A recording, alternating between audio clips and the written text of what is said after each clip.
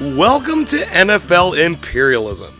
You may have seen this concept floating around YouTube, but I wanted to put my own spin on it by going through every season in the Super Bowl era and hopefully improving upon it. Before we get going, I humbly ask that you consider subscribing to the channel and dinging that bell icon for notifications. This is the channel's primary series, but we do other things as well in both the sports and the entertainment world. We're so glad you're here. Thank you very much. If you're interested in a full thorough breakdown of how imperialism works, feel free to take a look at the first 3 or so minutes of our initial video of the 1966 season. That video is linked on its own in the description below. Right beneath that is a link to a playlist of all completed imperialism videos to date. Otherwise, we're ready to start. We're on to the second half of the 1980s. In 1986, New York Giants linebacker Lawrence Taylor, pictured here, became just the second defensive player in history to be named NFL MVP, something that to date not only has never happened again, but it hasn't been particularly close. This amazing season by LT was part of a larger Giants season that saw them win their first Super Bowl with a victory in the big game against the Denver Broncos. As NFC champions, the Giants were worthy winners of the Super Bowl in the midst of a run of dominance by the NFC. So much so that they secured each and every spot in our top 5. The champion Giants are first, the defending champion Bears are second, and the previous season's champion 49ers are third. It's probably going to be an uphill battle for any team outside the top 5 to claim the 1986 Imperialism title, especially for the teams here in the bottom 5. But there's a reason we play the games. Let's get this thing kick-started. The first spin for 1986 will land on the Buffalo Bills. They will head east.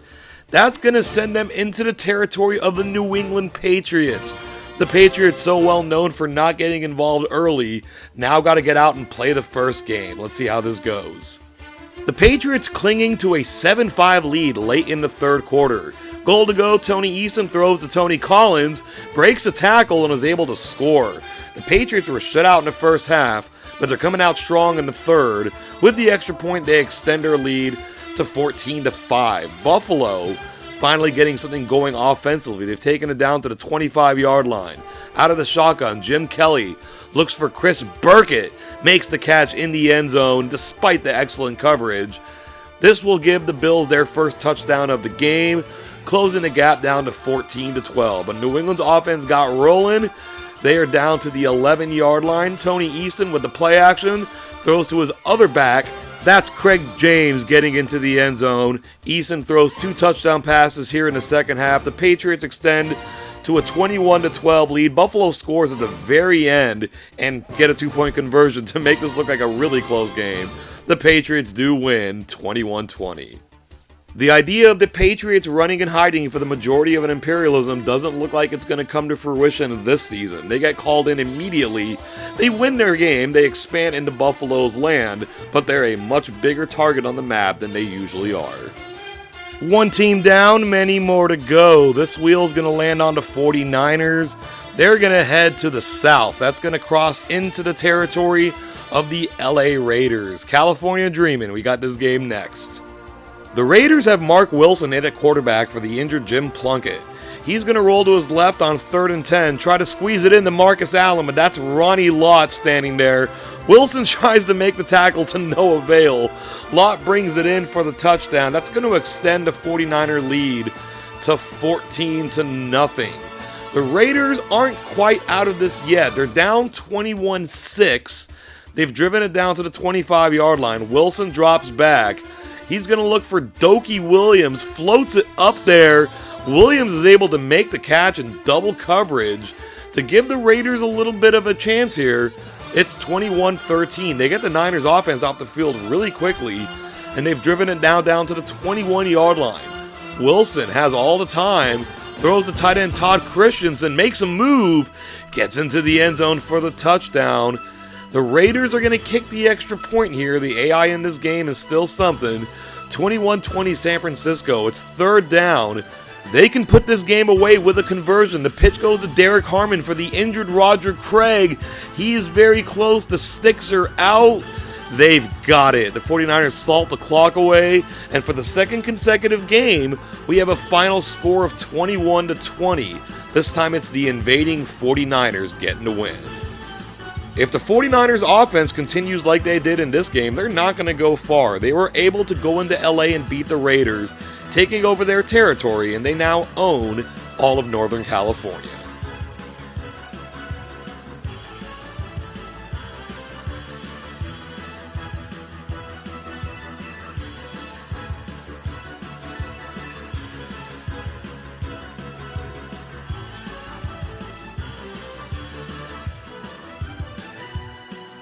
The Browns will head north and catch the edge of the oven mitt that is the Lions' territory. Browns at Lions will be next. The Browns lead 14-3 in the fourth quarter, looking to add more. From the goal line, Kevin Mack plunges in for his second touchdown of the game. That will extend the Brown lead to 21-3. Detroit couldn't do anything with the ball. Cleveland scored a couple more times. They win this game in Detroit handily, 31-3. After back-to-back one-point games, we get a much more decisive victory here. Cleveland invades Detroit's territory, takes over the state of Michigan, expanding their land.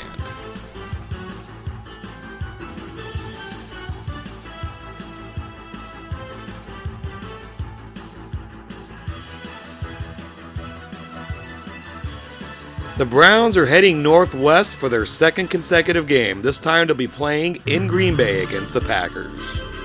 Green Bay's been keeping it close, but the Browns lead by 10 late in the fourth, driving for more.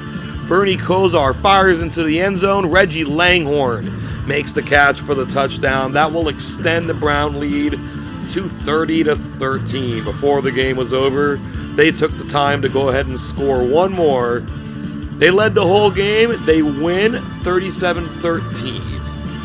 The Browns have become quite the invading force. First they take over the land of the Lions, now they're taking over the land of the Packers. The Browns, the first team in this imperialism to win 2 games, are moving on.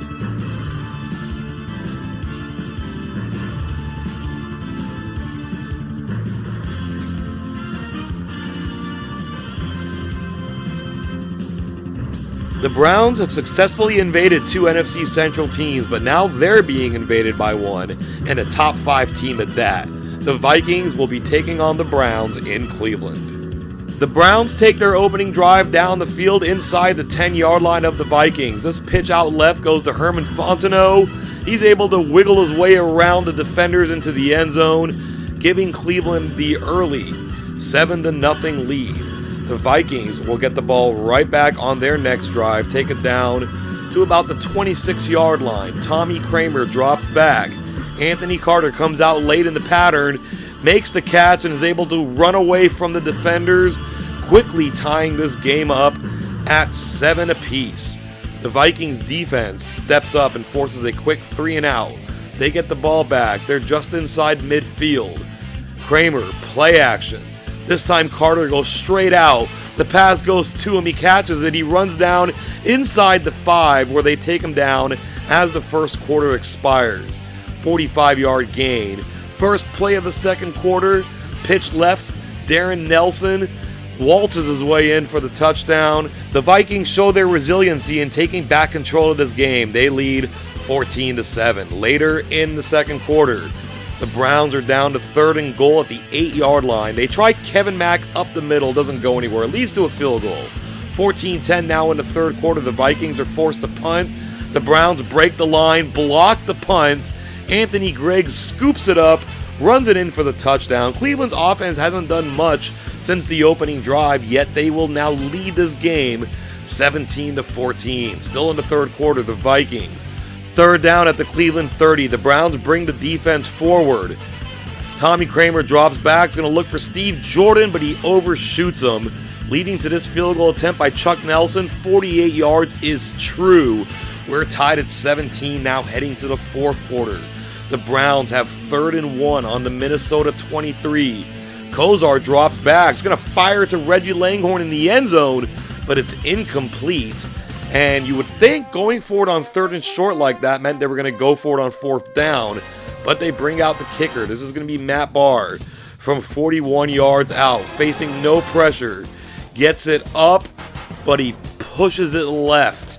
The Vikings now will have a chance to win this game. They've gotten it to the 40-yard line, 1:07 to go.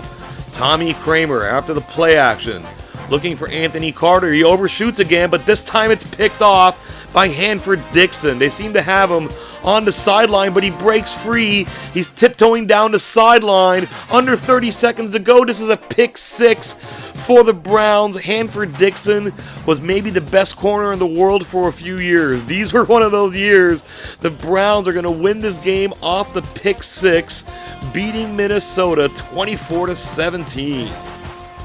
Another tight game in this season's Imperialism. The Browns face the attack of a top 5 team and win. They will take over the Vikings territory. We've played 5 games in this Imperialism. The Browns have already won 3 of them. 5 teams have been eliminated now. This wheel is going to give us the Tampa Bay Buccaneers. They're going to head to the west, slightly northwest. That's going to catch the Falcons territory. Do we have another close game in store? Let's find out. Bucks at Falcons. The Falcons have marched down to Tampa's 3-yard line, 1st and goal. This handoff around right end to Gerald Riggs will result in a touchdown. The Tampa Bay Buccaneers have yet to see the ball, and they already find themselves down 7-0. The Falcons, from this point, go on a cavalcade of field goals. Here's the first one from Mick Luckhurst to make it 10-0. He adds another one here to make it 13-0, and yet another one makes it 16-0. Tampa has now scored and made it 16-7. Falcon quarterback David Archer is going to try to slip in a screen pass, but Craig Curry flashes in front of it, picks it off, and brings it back in for a touchdown. The Falcons had complete control of this game. Now they're going to find themselves only winning 16-14. Mick Luckhurst will add one more field goal. It's now 19-14. Steve DeBerg in for the injured Steve Young. This pass goes to Ron Springs, but it's intercepted by the Falcons. Brett Clark makes the play. They will turn that into a touchdown, and they will wind up winning this game that was kind of slow out the gates, picked up in the 4th quarter by a score of 26-14. They are Buccaneers after all, so they tried to invade, but this one did not work. The Falcons hold off the Bucs, win the game, and take over their land.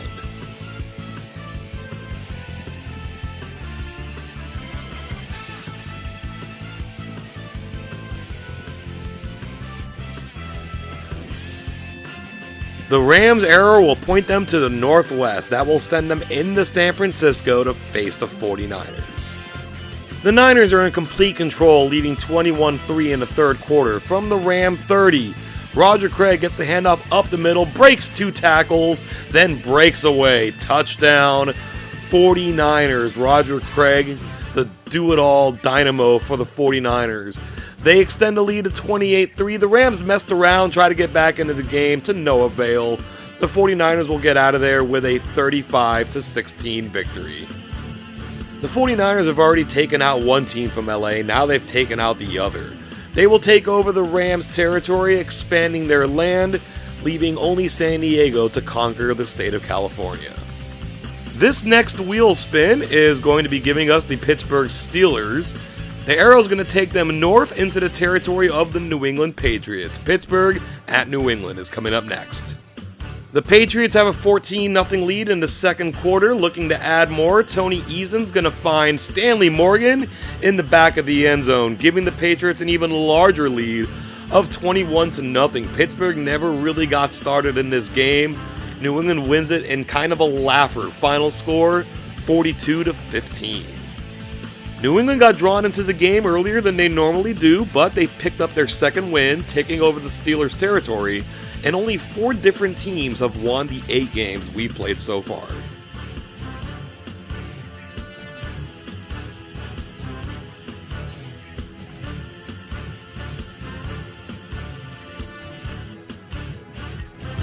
The Colts will be drawn into battle with the Chicago Bears once again in Chicago. This game ended 69-0 last time. What will happen this time? Let's find out. The Bears face 3rd and 1 up 14-0 in the second quarter. Draw play is going to go to Walter Payton. He's going to slice right through the middle of the defense and outrun everybody for the touchdown. That will extend Chicago's lead to 21-0, and as has been the case for the Bears, they completely run away with it in the second half, scoring 31 more points and winning this game 52-0. The 86 Bears weren't quite the overwhelming dominant force that the 85 Bears were, but they're still very good. They win this game, they take over the state of Indiana, and they're moving on.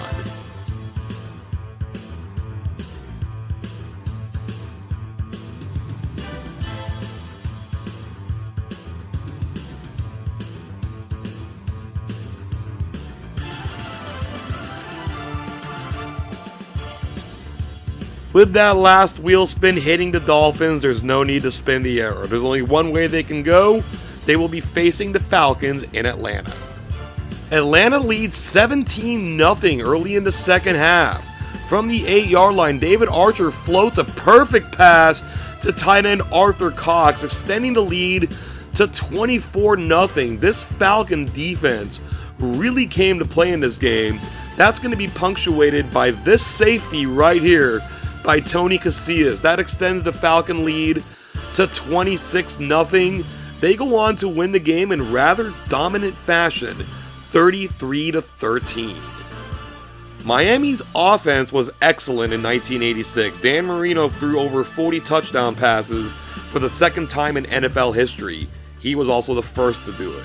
However, as a team, they only finished 8-8. The Falcons finished 7-8-1, but actually started the season 4-0, so there's plenty of talent on this team. Yet, this was still a dominant victory. They will take over the rest of Florida, and the Falcons have a nice chunk of land here as they look to inflict more damage on the rest of the map. We've now eliminated 10 teams here in 1986. This wheel is going to land on the Bears, just barely. They're going to head to the southwest into the territory of the St. Louis Cardinals. That's going to be our next game. Chicago leads 7-0 second half from the Cardinal 28.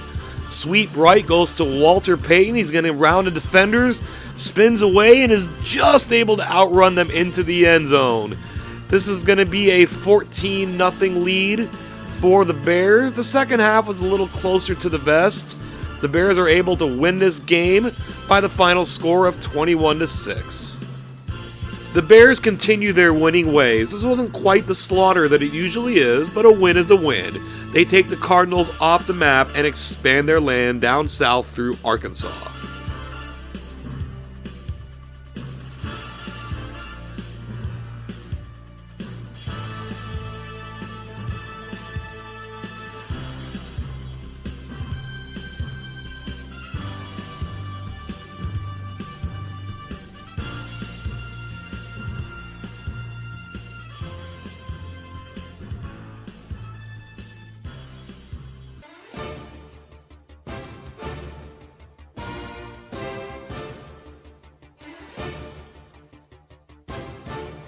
After quite a bit of expansion there, we're finally landing on a game. The Bears are going to take the field once again, traveling to Atlanta to face the Falcons. From Atlanta's 32 in the second quarter, the Bears lead 14-3. This is Mike Tomczak. Dropping back the pass, fires deep to Willie Gault, beats the defender with the throw, getting the touchdown. The Bears extend their lead to 21-13. The Falcons made some noise in the second half, but it never got too close, and the game closed out with a Bear 24-16 victory. 1986 Imperialism has started off as a pretty exclusive club. We've played 12 games and only 5 teams have won those games, including the Falcons who just got eliminated. The Bears pick up their third win, sweeping Atlanta off the map and expanding their land.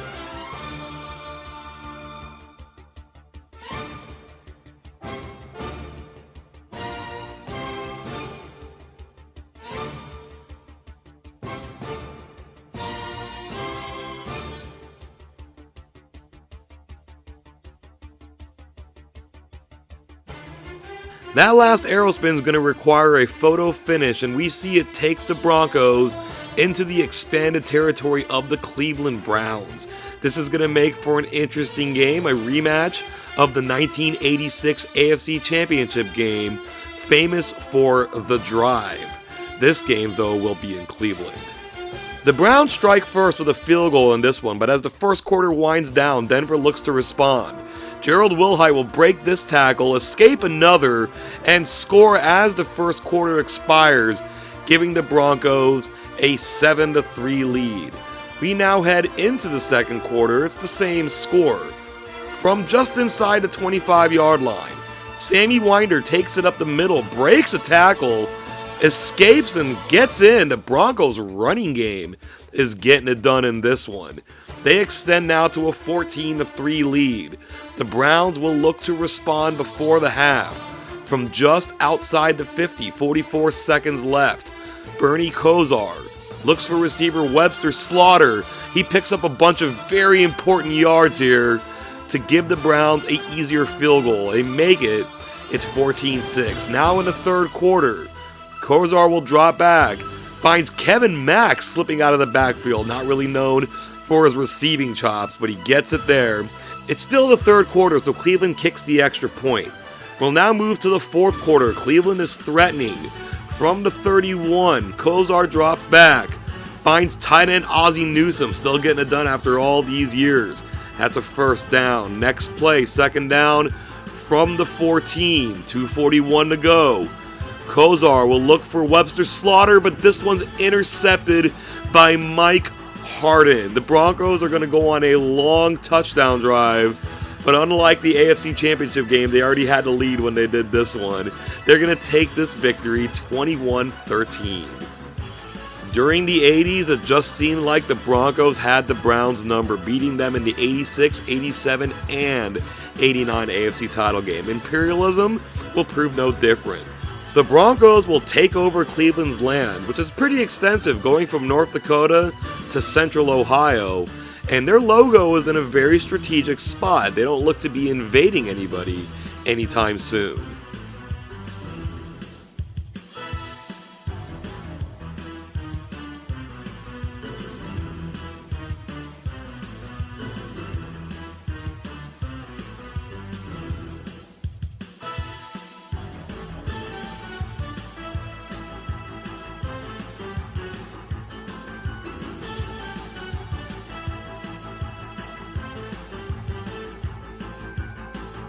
After quite a bit of expansion, the Oilers will give us a game traveling to New Orleans to face the Saints.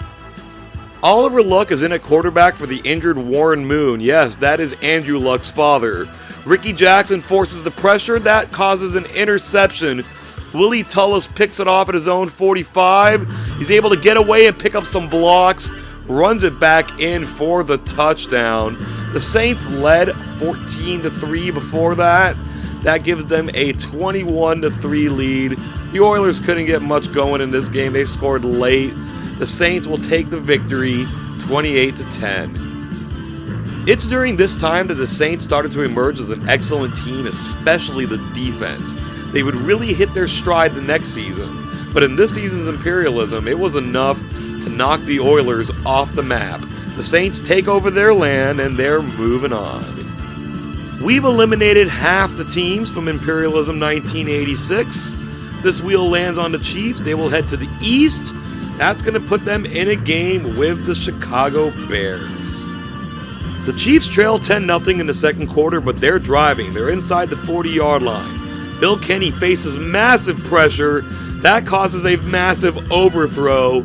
Reggie Phillips will pick this off, weaving in and out of traffic. Turns on the speed, picks up a block. This Bears defense is still something special a year after their amazing season. Phillips brings it back for a touchdown.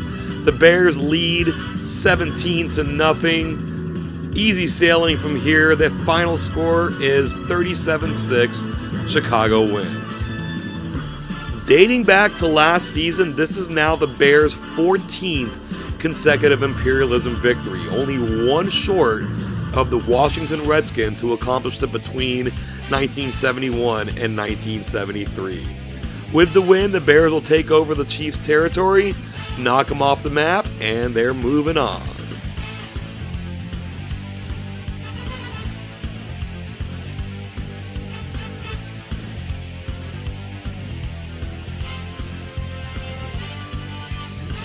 The Bears are getting right back on the field. They're going to have to travel to Denver to win this game. If they do so, they'll tie the record for most consecutive Imperialism victories. But the Broncos have built themselves quite a bit of land and will not roll over. Here comes this game. The Bears trail 9-7 in the third quarter, but they're on the doorstep here.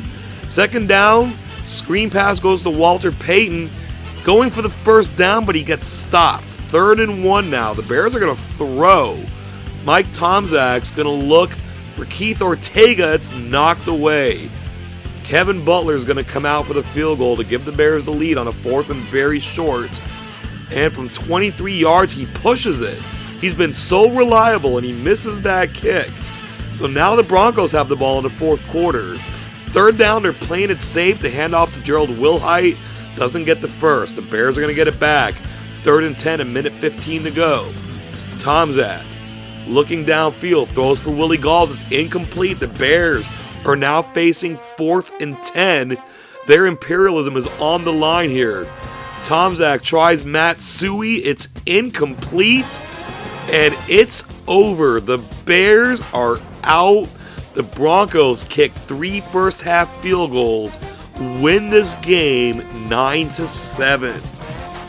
The run was bound to end at some point, and it ends on the field of 1986's AFC champion, the Denver Broncos. A huge win for them. This is looking like another successful season for them. They will take the Bears off the map, expanding their land. And there's an argument to be made that the Broncos have more land than every other team on the map combined.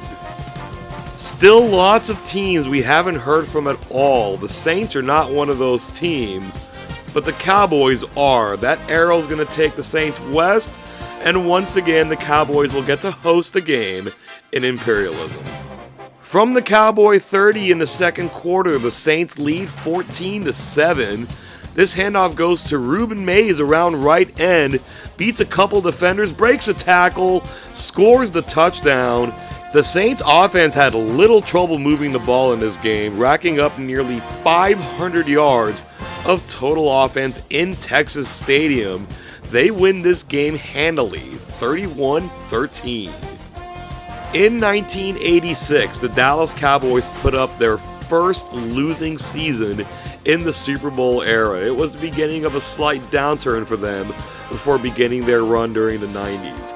The Saints also had a losing record, 7-9 in 1986, but they are emerging, and they were the favorites in this game. They beat the Cowboys, they take over their land, and they now own the state of Texas to go along with Louisiana. We head back to the wheel to find our next game. It's going to be landing just on the Seahawks. Arrow's going to take them northeast. Had that gone a little further north, it would have hit Canada. We would have respun. Otherwise, that is hitting the Broncos' territory. After beating the Bears, they're right back out there to host their division rival, Seattle Seahawks. We're scoreless in the first, with the Broncos trying to change that. From the 17-yard line, John Elway throws it into the end zone. That's Steve Watson making the diving touchdown catch. Denver strikes first. It is 7-0. We now move to the second quarter. 2nd and 15 from the 21. This pitch goes to Kurt Warner, and he uses his speed to get all the way around all the defenders on Denver. That will tie this game up at 7 apiece. The teams will exchange field goals. It's now 10-10. Seattle backed up way back at their own 3-yard line. They're going to give to Warner. He's going to cut inside, making some moves, getting them out from the shadow of the goal line and picking up a lot more. 42 yards on the run. This drive continues. They're inside the 15, 3rd and 7. Dave Craig tries to scramble. That doesn't work. He's taken down by Greg Cragen. Norm Johnson will come out for a 36-yard field goal. Puts it up.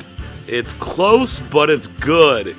13-10. Now Denver, minute 43. Inside the 50-yard line. Elway holds it. Throws the tight end Clarence K. Drags himself for a 20-yard gain. We now take it to 3rd and 16. And the Broncos are going to play it real safe. This handoff goes to Steve Sewell. He picks up a few yards here, setting up a closer field goal. Rich Carlos from 43 yards out for the tie. Kick is up. It is no good. And the Seahawks are going to go into Denver and win this game 13-10.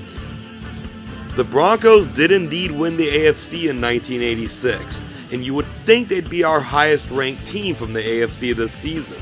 They weren't. It was the Seahawks, even though they didn't make the playoffs. This is a time where the NFL truly belonged to the NFC, no question about it. That said, Seattle's a good team. They go into Denver, they win this game, taking them off the map. And now, for the first time in the history of imperialism, the Seahawks have the largest piece of land.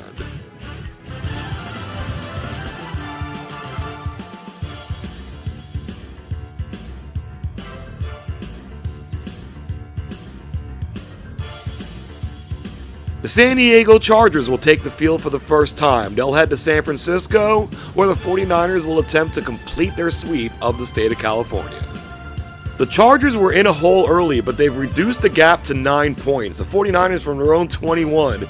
Joe Montana steps up, fires deep to Roger Craig. Breaks away from the defense. Does he have enough speed to score? They get him down at about the 3-yard line. 2 plays later, Joe Cribbs will take the handoff and get it into the end zone for the Niners.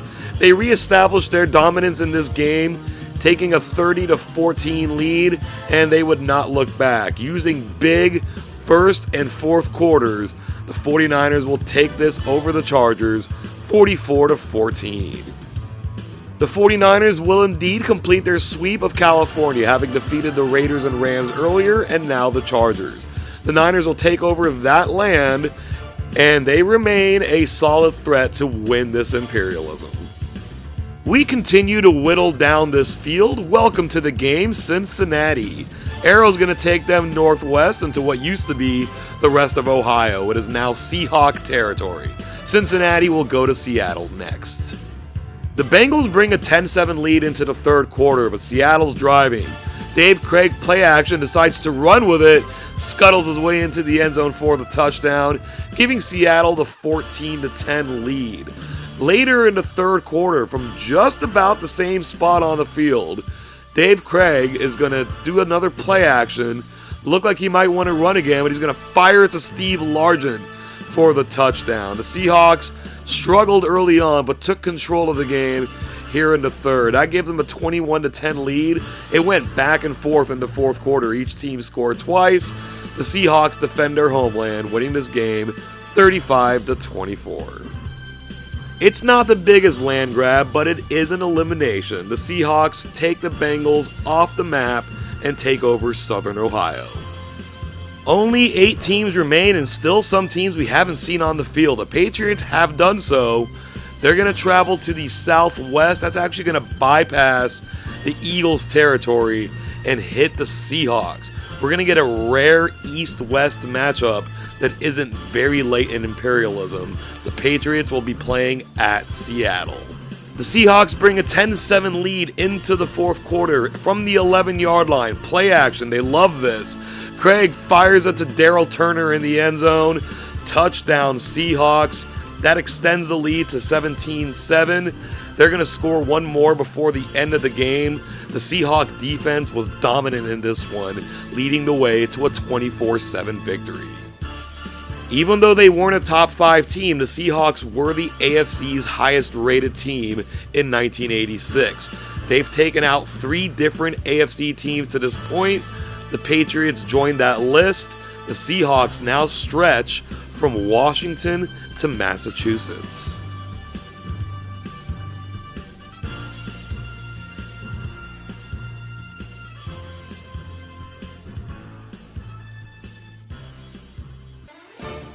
The Seahawks are being invaded once again, but this will be their biggest test.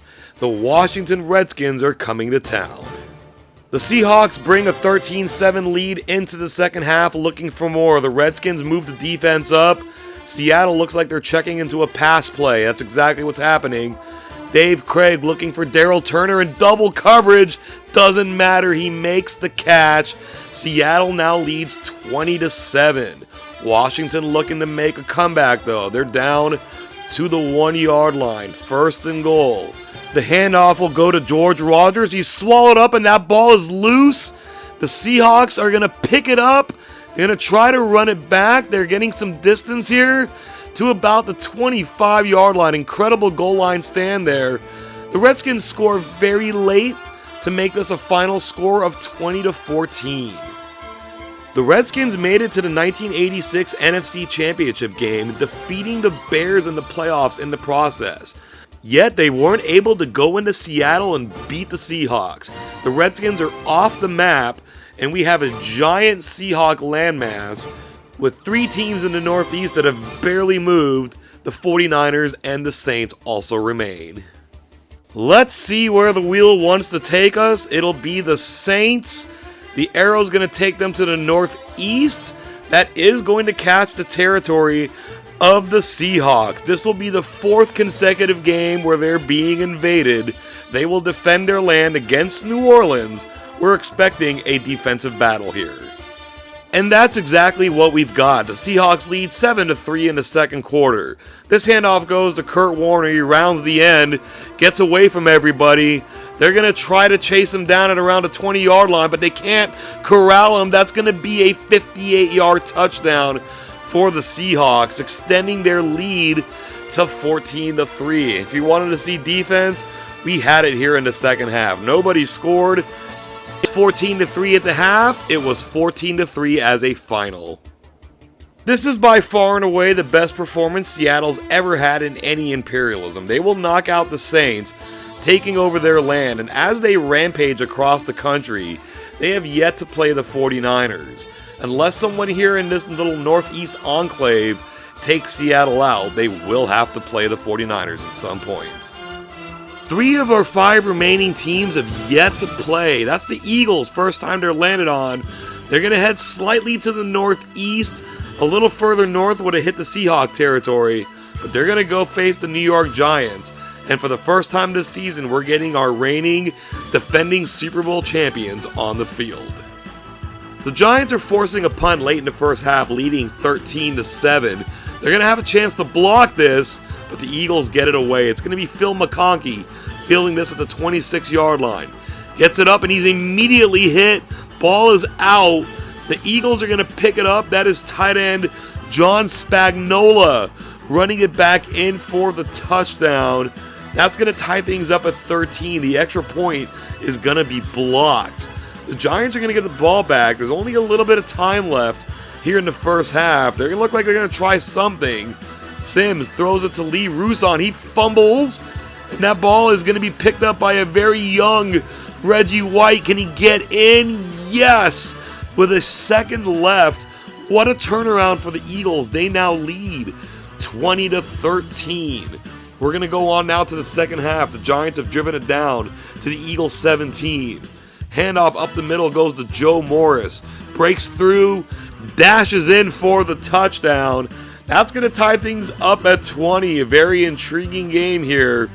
The Giants defense is going to step up and get the ball back for the offense. From their own 41-yard line, it's 3rd and 3. Phil Sims looks downfield to Stacy Robinson, makes the catch, and he fumbles. That is 3 lost fumbles for the Giants. The Eagles will scoop it up, drive it down to about the 4-yard line. We're now in the fourth quarter. Keith Byers will take the handoff and push his way into the end zone. The Eagles now lead 27-20. It's going to be up to the Giants to try to respond now. This handoff will go to Lee Rousson. He is fighting for yardage. He hasn't gone down yet, and that ball is out. 4 lost fumbles for the Giants. The Eagles are running it back to about the 12-yard line. They'll kick a field goal. It's 30-20. 4th and goal from the 12-yard line. Phil Simms throws to Bobby Johnson, makes the catch for the touchdown. 34 seconds remain. They go for 2, and they don't get it. So it's 30-26. Onside kick. Raul Alegre lays it down, and the Giants will recover. They've got a chance here. 26 seconds to go. They're going to run it to Joe Morris, and he will fumble. That is the 5th lost fumble. If the Eagles pick it up, they do. Time has expired. They're going to try to run it back. They're going to get stopped. But the Eagles are going to go into New Jersey, win this game 30-26. The Giants were 1986's best team. There's little doubt of that. They won the Super Bowl, but you can't lose 5 fumbles and expect to win a game. That said, they kept it close, but the Eagles will win and eliminate our top-ranked team and the Super Bowl champions, leaving us with a Final Four of 49ers, Seahawks, Jets, and Eagles. With 3 games remaining, we're finally going to get the Jets on the field. The arrow's going to go northwest. They had plenty of opportunity to hit Seattle, but instead they'll be hitting Philadelphia. So the Northeast is finally working itself out. The Eagles will host the Jets. The Jets maintain control of this entire game. Late on, it's 14-3. They lead in the 4th quarter. This handoff to Freeman McNeil will lead to another touchdown, extending the Jet lead to 21-3. And I guess this is what happens to the Eagles when they don't recover 5 fumbles from their opponents. Only scratch a field goal on the board. The Jets win this game 21-3. It's not much in the way of a land grab, but the Jets put themselves into the final 3. They remove the Eagles from the map, and based on current positioning, the Seahawks are going to have to play in the next game.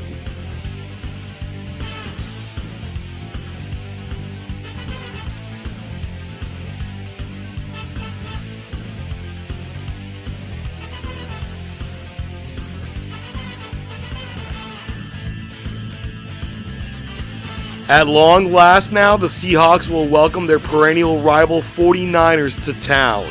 The winner of this game will advance to 1986's Imperialism title game against the New York Jets. Let's see how it plays out. Seattle looks to strike first, as they've often done. This is early in the 2nd quarter. Dave Craig, he's going to look for Darryl Turner, and he likes making catches in coverage in the end zone. Seattle will score first. They lead 7-0. You know the 49ers are going to look to respond. They've taken it down to the 5-yard line. It's 3rd and goal. Montana will look for Jerry Rice. Who better to look for? Touchdown Niners. We're tied up now at 7 apiece. Seattle will get the ball back. 3 and out. Goes back to the Niners. 1st and goal from the 4-yard line. Handoff goes to Joe Cribbs, and he spins away. Gets in for the touchdown. The Niners fell behind. Now extend their lead to 14-7. They'll add a field goal. It's 17-7 in the 2nd half. Seattle ball in its own territory. Dave Craig has time in the pocket. He's going to look deep to Steve Largent. Beats 2 defenders. That ball is perfectly placed. Seattle gets right back into this ball game. They've cut the deficit down to 17-14. Seattle will now force a punt from the 30-yard line. They break through. Can they get a hand on it? They do. They block the punt, pick it up, run it back to the 15. They've now got it at the 4-yard line. Chance to take the lead. Dave Craig is going to look for all-reliable Steve Largent. Craig's 3rd touchdown pass of the game. Seattle streaks back into the lead. It is 21-17. The Niners now from the 30-yard line of Seattle. Montana will drop back, facing the pressure, gets it off to Jerry Rice, makes an incredible catch, but they stop him at the 3-yard line. The Niners pitch it to Derek Harmon, in for the injured Roger Craig, and he's able to score. The seesaw ride will continue. San Francisco goes up 24-21. Seattle's turn. They're down at their own 27-yard line. Craig looks for Steve Largent again. How are the Niners not stopping him? He gets it down to about the 30, a 42-yard gain. Now in the fourth quarter, from the 13. Play action to Kurt Warner. I thought he had it. The pass goes to Darrell Turner. Touchdown, 2 each for Turner and Largent. Craig has 4 touchdown passes. Seattle back in the lead, 28-24. The Niners now, it's 3rd and 9. Big play here, play action. Montana looks for Jerry Rice. It gets knocked away. So Seattle gets it now. It's 3rd and goal from the 2-yard line.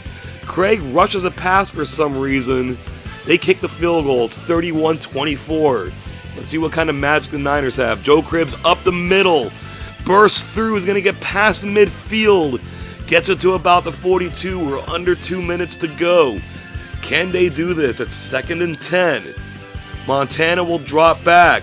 Jacob Green breaks through the line and gets a big sack. That's his 3rd of the game. It is now 4th and 12. Do or die. Montana will drop back. Here comes Jacob Green again. His 4th sack of the game, and that's gonna do it. The Seahawks slay the Dragon, defeating the 49ers 31-24. The last time the Seahawks beat the 49ers, they made the Imperialism Championship game, but they did it on the back of their geography. This time they did it as part of a longer winning streak. And in what was truly the year of the NFC in 1986, 2 AFC teams, the Seattle Seahawks and the New York Jets, are going to battle it out for the championship. Let's spin the wheel and find out who's going where. Here is that spin. It's going to land on the Jets, sending them to Seattle to play this game. Both of these teams went 10-6 in 1986 in drastically different ways. The Jets started 10-1, then lost 5 in a row. The Seahawks started 5-6 before winning 5 in a row. The Jets beat the Seahawks during the regular season, which helped secure them a tiebreaker to make the playoffs that year. Seattle looking for its redemption. The Jets looking for a championship.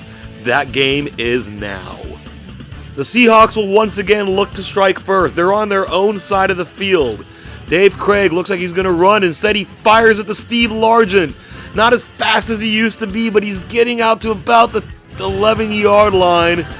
Seattle on the very next play now. The handoff will go. Well, it's a play action again. Flipping it to John L. Williams for the touchdown. The Seahawks have certainly mastered that play action. They've gotten me on it a couple of times. They lead 7-0. The Jets now, from their own 27-yard line. Ken O'Brien at quarterback. That's a play action. He's going to fire deep to Al Toon, who makes the catch, escapes the defender, and picks up massive amounts of yardage there. That is 51 yards. The very next play, still in the first quarter here. Johnny Hector goes up the middle. Some excellent blocking. He's able to do the rest. And if Seattle thought they were going to take complete control of this game early, they were wrong. The Jets strike back with that touchdown. They will add a field goal. They now have a 10-7 lead in the second quarter. From the 19, Dave Craig behind center, pitches it to Kurt Warner, uses his speed around the edge, and gets down to about the 2-yard line. That was 16 yards. John L. Williams will close the touchdown out, his second of the game. The Seahawks have retaken the lead, 14-10. That's our halftime score. We're now in the third quarter. From the inch line, this handoff will go to John L. Williams, and he gets his 3rd touchdown of the game. The Seahawks go up 21-10, and from here the floodgates open up. It's 35-10 on this kickoff, which is fumbled. Dave Brown will force the fumble. Hall of Famer Kenny Easley picks it up, runs it back into the touchdown, punctuating a 28-point third quarter for the Seahawks. 42-10. The Jets scrounge some points together in the fourth quarter. Not enough. Seahawks win this game 42-25. The Seattle Seahawks entered this season's Imperialism with 1 win to their name. They pick up 7 this season, including the most important one in the title game. And this team that was rated out as the AFC's best, that still missed the playoffs in 1986, gets their redemption in Imperialism, winning the whole thing and taking over the United States. The 1986 Giants became only the second team after the 1977 Dallas Cowboys to be our number 1 ranked team and the reigning Super Bowl champions to go one and done in Imperialism. Their opponents in that Super Bowl, the Broncos, did better by notching a couple of wins, but they were undone at home by the eventual Imperialism champions, the Seattle Seahawks. The Jets made their first ever Imperialism title game, mostly by not getting on the field, but they did hold a lead in that title game. The 1986 Seahawks was the last time the franchise won 10 games for 17 seasons. This is the roster they did it with. The big name here is Steve Largent, but the rest of the skill position talent is top-notch, particularly Kurt Warner. The offensive line doesn't scream big name talent, but they functioned as an elite unit, allowing only 8 sacks in 7 games while blowing holes open in the running game. The defense, however, made plenty of splash plays. Jacob Green led the front 7, really stepping up in the game against the 49ers, while the safety combo of Eugene Robinson and Hall of Famer Kenny Easley held it down in the back. All in all, this talented unit faced down every challenge in front of it, leading the way to victory. We started this season's Imperialism with back-to-back 1-point games, and there were plenty of other close games alongside some blowouts. After the Broncos-Browns showdown, we got into the second half of games, where the Seahawks accounted for 7 of the final 10 victories, including that thrilling comeback against the 49ers and a decisive win in the title game. Those 7 Seahawk victories represented the most this season, placing them at the top of these standings. Although only 10 teams won a game this season, 8 of them were able to score multiple victories, including another 4 from the Bears. That moved them higher on the overall standings, where 11 teams now maintain an overall winning record, still led in victories by the Cowboys with 51. Thank you so much for joining us in our return from hiatus. We hope it was worth the wait. If you liked what you just watched, please hit that like button and share with a friend. And if you haven't already, please consider subscribing to the channel.